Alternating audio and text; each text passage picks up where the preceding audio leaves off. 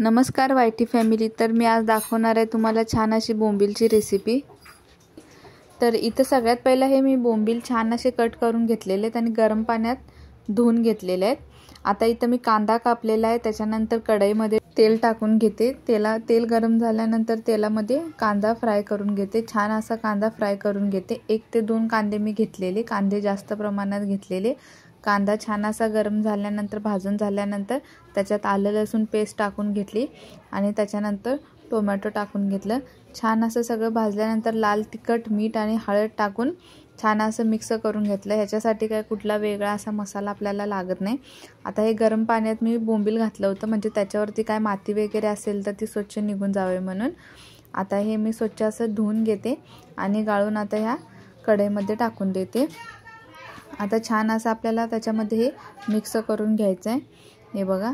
आणि सगळ्यात छान अशी पटकन होणारी रेसिपी आहे।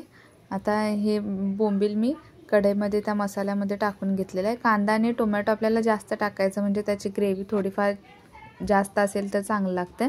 आता इथं मी 3-4 पीस कोकमचे टाकलेले आहेत। कोकम किंवा चिंच जे असेल तुमच्याकडे ते तुम्ही टाकू शकताय आणि छान असं याला मिक्स करून घेते।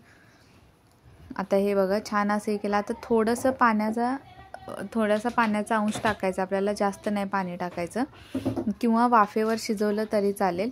हे बघा मी थोडंसं पाणी टाकलं आणि छान असं त्याला मी 5 ते 10 मिनटं शिजवून घेते झाकण लावून।